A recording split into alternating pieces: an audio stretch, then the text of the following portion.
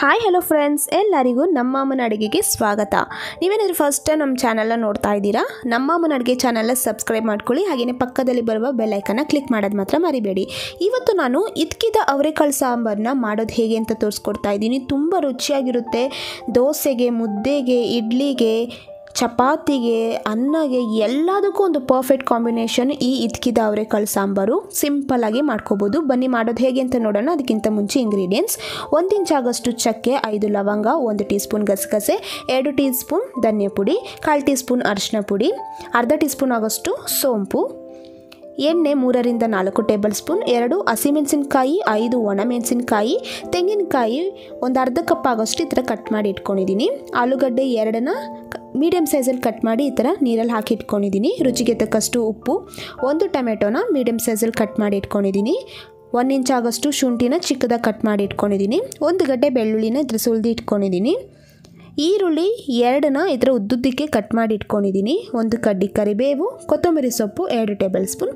1 kg ಅವರೆಕಾಳನ್ನ ಈ ಥರ ನಾನು ಸುಲಿದು ಇಟ್ಕೊಂಡು ಇದನ್ನು ಅದ್ಮೇಲಿರೋ ಸಿಪ್ಪೆನೆಲ್ಲ ಹಿಂಗೆ ತೆಗ್ದು ನೀರಲ್ಲಿ ಹಾಕಿ ಇಟ್ಕೊಂಡಿದ್ದೀನಿ.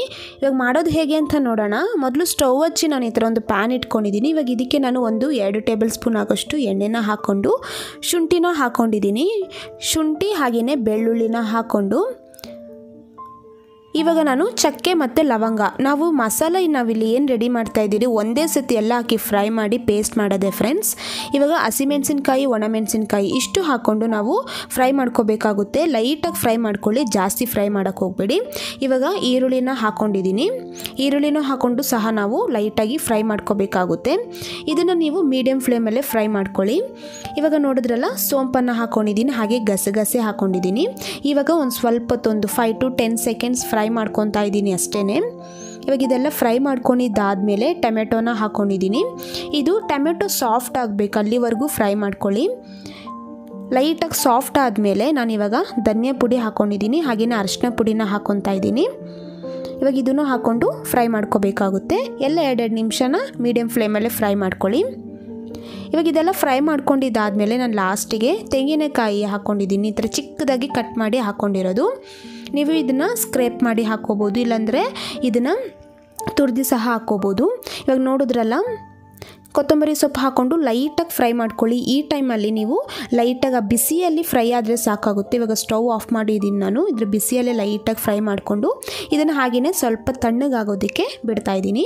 ಇವಾಗ ಒಂದು ಮಿಕ್ಸಿ ಜಾರಿಗೆ ಇವಾಗ ನಾನು ಏನು ಫ್ರೈ ಮಾಡಿ ಇಟ್ಕೊಂಡಿದ್ದೆ ಇದೆಲ್ಲ ತಣ್ಣಗಾಗಿದೆ. ಮಿಕ್ಸಿ ಜಾರಿಗೆ ಹಾಕ್ಕೊತಾ ಇದ್ದೀನಿ. ಇದನ್ನು ಹಾಕ್ಕೊಂಡು ಇದಕ್ಕೊಂದು ಸ್ವಲ್ಪ ನೀರು ಬೇಕಂದರೆ ಹಾಕ್ಕೊಳ್ಳಿ. ನೀರೊಂದು ಸ್ವಲ್ಪ ಬೇಕಾಗುತ್ತೆ. ಸ್ವಲ್ಪ ನೀರು ಹಾಕ್ಕೊಂಡು ಚೆನ್ನಾಗಿ ಪೇಸ್ಟ್ ಮಾಡಬೇಕು. ಪೇಸ್ಟ್ ಫುಲ್ಲು ಫೈನ್ ಪೇಸ್ಟ್ ಆಗಿರಬೇಕು. ನೋಡಿದ್ರಲ್ಲ, ಈ ರೀತಿ ಚೆನ್ನಾಗಿ ಪೇಸ್ಟ್ ಮಾಡ್ಕೊಂಡಿದ್ದಾದಮೇಲೆ ಇವಾಗ ಸ್ಟವ್ ಹಚ್ಚಿ ನಾನು ಕುಕ್ಕರ್ನ ಇಟ್ಟಿದ್ದೀನಿ. ಇವಾಗ ಇದಕ್ಕೆ ನಾನು ಎಣ್ಣೆನ ಹಾಕ್ಕೊತಾ ಇದ್ದೀನಿ.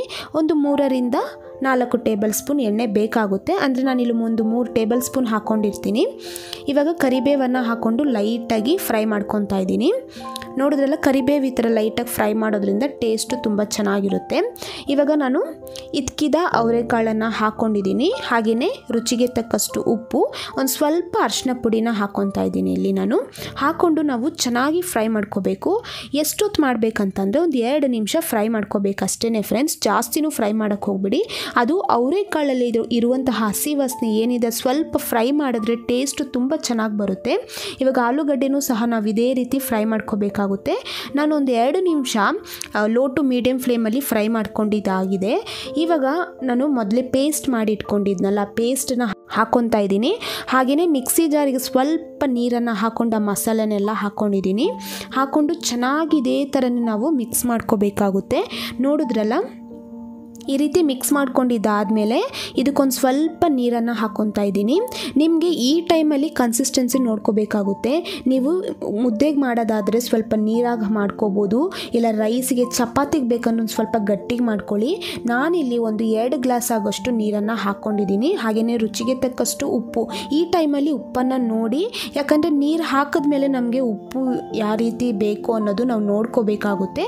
ಉಪ್ಪನ್ನು ನೋಡೋದು ಸ್ವಲ್ಪ ನಾನು ಹಾಕ್ಕೊಂಡಿದ್ದೀನಿ. ನೀರು ಅಷ್ಟೇ ಕನ್ಸಿಸ್ಟೆನ್ಸಿ ನಾನಿಲ್ಲಿ ಮುದ್ದೆಗೆ ಮಾಡಿ ತೋರಿಸ್ತಾ ಇರೋದು, ಅದಕ್ಕೋಸ್ಕರನೇ ಸ್ವಲ್ಪ ನೀರನ್ನು ಹಾಕ್ಕೊಂಡಿದ್ದೀನಿ. ನೋಡಿದ್ರಲ್ಲ, ಈ ರೀತಿ ಇರುತ್ತೆ ಇದು. ಯಾಕಂದರೆ ಸಾಂಬಾರು ಇದೆಲ್ಲ ರೆಡಿ ಆದಮೇಲೆ ಸ್ವಲ್ಪ ಗಟ್ಟಿ ಆಗುತ್ತೆ, ಅದಕ್ಕೋಸ್ಕರನೇ. ಇವಾಗ ಕುಕ್ಕರ್ ಮುಚ್ಚಳ ಮುಚ್ಚಿ ಒಂದು ವಿಷಿಲ್ ಬರಬೇಕಷ್ಟೆ. ಅಂದರೆ ಲೋ ಟು ಮೀಡಿಯಮ್ ಫ್ಲೇಮಲ್ಲಿ ನೀವು ಫ್ಲೇಮ್ನ ಇಟ್ಕೊಂಡಾದಮೇಲೆ ಅದು ಚೆನ್ನಾಗಿ ಅದು ಬೇಯಬೇಕು. ಒಳಗಡೆ ಅವರೆಕಾಳು ಅದೆಲ್ಲ ಏನಿದೆ ಬೇಯಬೇಕು. ಅದಕ್ಕೆ ನಾವು ಒಂದು ವಿಷಿಲ್ ಸಾಕು. ನೀವು 2 ವಿಷಿಲ್ ಮಾಡೋಕ್ಕೋದ್ರೆ ತುಂಬ ಬೆಂದೋಗ್ಬಿಡುತ್ತೆ ಅವರೆಕಾಳು. ಅದಕ್ಕೋಸ್ಕರನೇ ಒಂದೇ ವಿಷಿಲಲ್ಲಿ ಚೆನ್ನಾಗಿ ಅದು ಬೇಯುತ್ತೆ. ನೋಡಿದ್ರಲ್ಲ ಯಾವ ರೀತಿ ಆಗಿದೆ ಅಂತ, ತುಂಬ ಚೆನ್ನಾಗಿ ಬರುತ್ತೆ. ಇವಾಗ ಅವರೆಕಾಳು ಸಾಂಬಾರು ರೆಡಿಯಾಗಿದೆ. ಇವಾಗ ನಾನು ಸರ್ವಿಂಗ್ ಬೌಲಲ್ಲಿ ಸರ್ವ್ ಮಾಡ್ತಾಯಿದ್ದೀನಿ. ನೋಡಿದ್ರೆ ಎಷ್ಟು ಚೆನ್ನಾಗಿ ಬಂತು ಅಂತ. ಸಿಂಪಲಾಗಿ ಮಾಡ್ಕೋಬೋದು, ಮುದ್ದೆಗೆ ಮಾಡ್ಕೋಬೋದು. ನೀವು ಮುದ್ದೆಗಂತೂ ಪರ್ಫೆಕ್ಟಾಗಿರುತ್ತೆ. ನೀವು ಮುದ್ದೆಗೆ ಮಾಡೋದಾದರೆ ನೀರಾಗಿ ಮಾಡ್ಕೊಳ್ಳಿ. ಈ ರೀತಿ ನೋಡಿದ್ರಲ್ಲಿ ಎಷ್ಟು ಚೆನ್ನಾಗಿದೆ ಅಂತ ತುಂಬಾ ಇಷ್ಟಪಡ್ತೀರಾ ಫ್ರೆಂಡ್ಸ್. ಸಿಂಪಲ್ಲಾಗಿ ನಾವು ಬೇಗನೆ ಮಾಡ್ಕೋಬೋದು. ಇವಾಗಂತೂ ಅವರೆಕಾಳು ಸೀಸನ್ ಟೈಮಲ್ಲಿ ನಾವು ಈ ರೀತಿ ಮಾಡ್ಕೋಬೇಕು. ಆವಾಗನೇ ತುಂಬ ಚೆನ್ನಾಗಿರುತ್ತೆ. ಹಾಗೆಯೇ ದೋಸೆಗಂತೂ ಪರ್ಫೆಕ್ಟಾಗಿರುತ್ತೆ. ದೋಸೆಗೆ ಬೇಕಂದ್ರೆ ಸ್ವಲ್ಪ ಗಟ್ಟಿಯಾಗೂ ಮಾಡ್ಕೋಬೋದು. ನೋಡಿದ್ರಲ್ಲ, ಹಾಗೆಯೇ ರೈಸಿಗೆ ಮತ್ತು ಚಪಾತಿಗೆ, ಪೂರಿಗೆ ಎಲ್ಲದಕ್ಕೂ ಕಾಂಬಿನೇಷನ್ ಆಗುತ್ತೆ ಈ ಒಂದು ಅವರೆಕಾಳು ಸಾಂಬಾರು. ತುಂಬ ಚೆನ್ನಾಗಿರುತ್ತೆ. ನೀವು ಸಹ ಮನೇಲಿ ಒಂದು ಸತಿ ಟ್ರೈ ಮಾಡಿ, ಸಖತ್ತಾಗಿ ಬರುತ್ತೆ. ಹಾಗೆಯೇ ಹೇಗೆ ಬಂತು ಅಂತ ಕಮೆಂಟ್ ಮೂಲಕ ನಿಮ್ಮ ಅನಿಸಿಕೆ ಅಭಿಪ್ರಾಯಗಳನ್ನು ಕಮೆಂಟ್ ಮೂಲಕ ತಿಳಿಸಿ. ಹಾಗೆ ನಮ್ಮ ಅಮ್ಮನ ಅಡುಗೆ ಚಾನಲ್ನ ಸಬ್ಸ್ಕ್ರೈಬ್ ಮಾಡ್ಕೊಳ್ಳಿ. ಹಾಗೆ ಪಕ್ಕದಲ್ಲಿ ಬರುವ ಬೆಲ್ ಐಕನ್ನ ಕ್ಲಿಕ್ ಮಾಡೋದು ಮಾತ್ರ ಮರಿಬೇಡಿ. ಈ ವಿಡಿಯೋ ನೋಡಿರುವ ಎಲ್ಲ ವೀಕ್ಷಕರಿಗೂ ಧನ್ಯವಾದಗಳು.